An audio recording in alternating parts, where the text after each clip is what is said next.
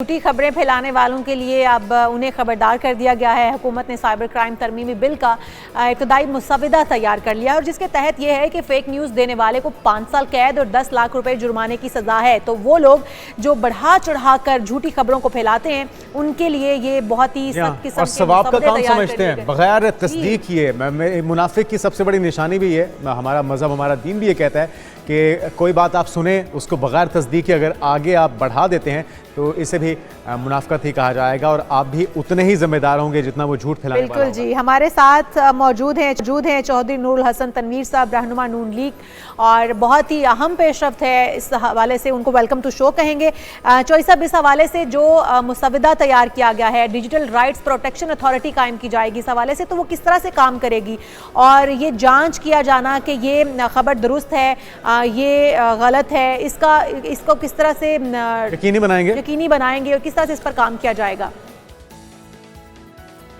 जब check and balance का आप सिस्टम जो है निज़ाम नाफिज करते हैं, तो जब आप कोई कानून बना के उसके ऊपर अमल दरामद शुरू कर देते हैं तो बहुत सारे बुराइयों से आपकी जान वैसे छूट जाती है। लोग फिर जो है ना वो खुद भी ख्याल करते हैं। ये देर आए दुरुस्त आयद, और बहुत देर से हम ये कह रहे थे कि ये कानून होना चाहिए, और फिर ये कि हत्या के इज्जत का कानून जो है उसके ऊपर भी अमल दरामद होना चाहिए। और ये जो अक़दाम है ये इंतहाई आसान है। देखिए, माशरा उस वक्त तक ठीक नहीं हो सकता जब तक आप प्रायोरिटी टू अदर्स, हकूक़ुल इबाद का ख्याल ना करें, आप दूसरों के हकूक़ का ख्याल ना करें। अगर आप जो है सिर्फ और सिर्फ अपनी ही हाँकते रहें तो मुआशरा नहीं कायम होता। ज़ाती हैसियत में आप चल सकते हैं। अच्छा चौधरी साहब, इसमें तरीक़ाकार क्या होगा? थोड़ी सी वजाहत अगर आप कर दें कि जो गिरफ्तारी होगी इस कानून की खिलाफ वर्जी करने वाले की, क्या खबर की नौयत के मुताबिक उसकी सज़ा कम या ज़्यादा होगी या सबके लिए बराबर होगी? देखिए ये तो जो अथॉरिटी ये कायम कर रही है वही इसको डिसाइड करेंगे कि ये जो बात फैलाई जा रही है। अब देखें ना, पिछले दिनों में जो है ना वो एक वाकया पेश किया गया कि खुदा न खास्ता वो जो कॉलेज की बच्ची है उसके साथ जो है वो ज्यादती हुई है, और फिर उसको लेके लोगों ने ऐसे प्रोग्राम कर दिए बगैर तहकीक किए हुए, और एक खजानी कैफियत थी पूरे मुल्क में।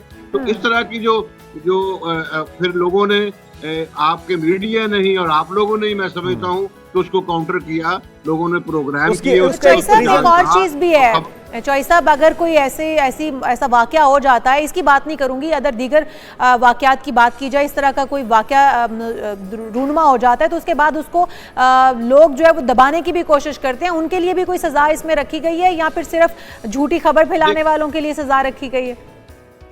देखिए बात यह है कि जो अथॉरिटी कायम की गई है, जब तक ये कानून पूरी तरह पास होके बाहर नहीं आ जाता उसके ऊपर तबसरा नहीं किया जा सकता। लेकिन एक इन जनरल जो बात है ना वो ये है कि अथॉरिटी के खिलाफ भी आप ट्रिब्यूनल में जा सकते हैं। ये भी उन्होंने इसमें कायम किया है कि आप अथॉरिटी के फैसले को भी चैलेंज कर सकते हैं।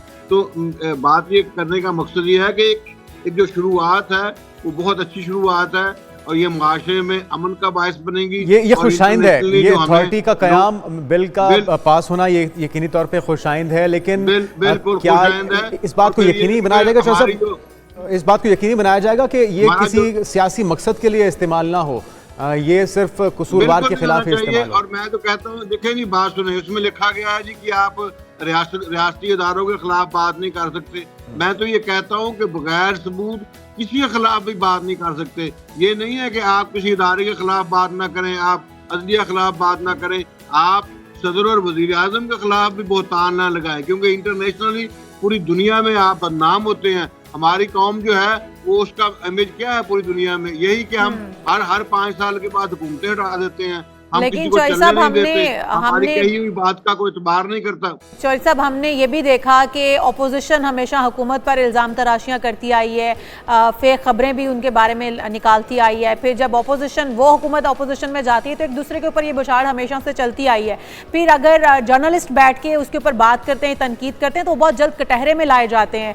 फेक न्यूज़ का इतलाक सियासी इदारों पर, जिस तरह से आपने कहा कि सियासी इदारों के हवाले से बात नहीं की जाएगी, सबके बारे में बात करना जो है वो नहीं होना चाहिए कि सबके ऊपर ये तलाक होना चाहिए, तो क्या सही खबर के बारे में भी बात नहीं की जा सकती? इस हवाले से भी देखे ना, ये आपने खुद ही जवाब दे दिया जो मैंने अर्ज करना था कि बात ये है कि सच्ची बात तो है वो करनी चाहिए, वही तो कलमा हक है जिसे हम कहते हैं कि आप बड़े ठोक के कहें किसी के बाद झूठी खबर की बात हो रही है, लेकिन वो सियासतदान हो, वो फौजी हो, वो अदलिया हो, वो एस्टैब्लिशमेंट हो, जो भी हो, जिसके बारे में भी आपने बात करनी है बगैर सबूत के नहीं करनी। सिंपल सी बात है, सिंपल सा फार्मूला है। यहाँ पे लोग क्या करते हैं ना, लोग इल्जाम लगा देते हैं और इल्जाम लगाने के बाद कहते हैं जी ठीक है अगर मैंने गलत कहा है तो अदालत में चले जाए। अदालत में कौन जाएगा? अच्छा चौधरी साहब, ये थोड़ा बताइएगा कि टाइम फ्रेम इस कानून के खतुखाल कब तक वाज़ेह होंगे, अमल दरामद कब तक मुमकिन हो पाएगा?